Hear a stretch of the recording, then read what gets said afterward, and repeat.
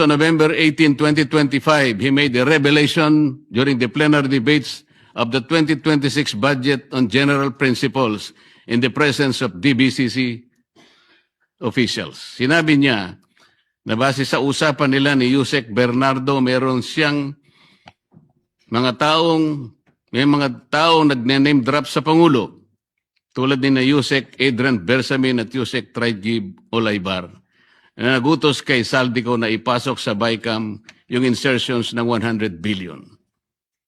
Panoorin po natin ang video, Mr. President.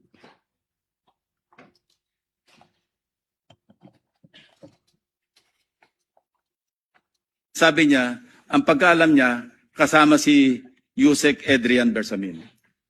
8 billion pesos, Mr. President, in at least 10 deliveries. The modus that yung arrangement nila is, may tigisa silang armored van. May armored van si Yusek Olaybar, may armored van siya, magpapark sa basement ng Diamond Hotel, darating yung van driven by Olaybar, and possibly, sabi niya, hindi siya sigurado, and possibly, along with Adrian Bersamin.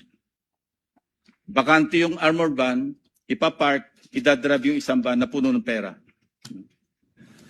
Ranging from 800 million hanggang 2